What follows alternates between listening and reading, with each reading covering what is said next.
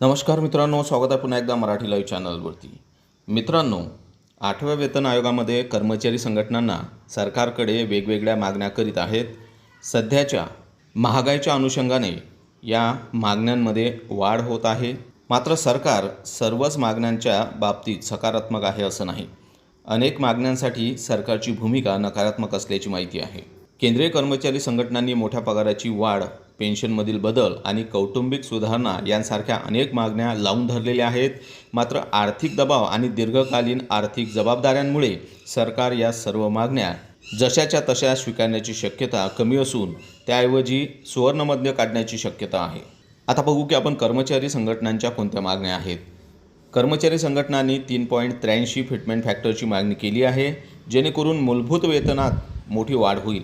परंतु हा fitment factor पूर्णपणे स्वीकारणे सरकारसाठी कठीण जाऊ शकते, कारण केंद्र सरकारच्या या निर्णयाचा थेट परिणाम राज्याच्या तिजोरीवर आणि निवृत्तीवेतनाच्या दीर्घकालीन दायित्वांवर होईल.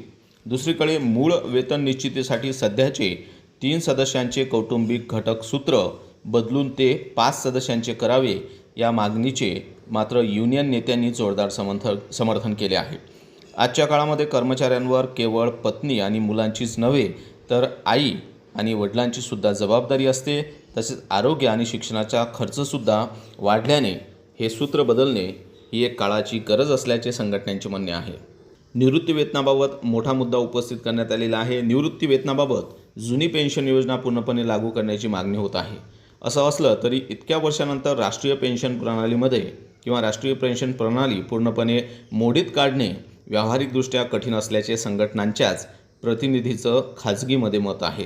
त्यामुळे अनेक संघटना आता मूळ OPS ऐवजी युनिफाईड पेन्शन स्कीम किंवा OPS सारखी सुरक्षा, महागाई भत्त्याशी जोडलेले पेन्शन आणि किमान खात्रीशीर पेन्शन यांसारख्या पर्यायावर चर्चा करत आहेत.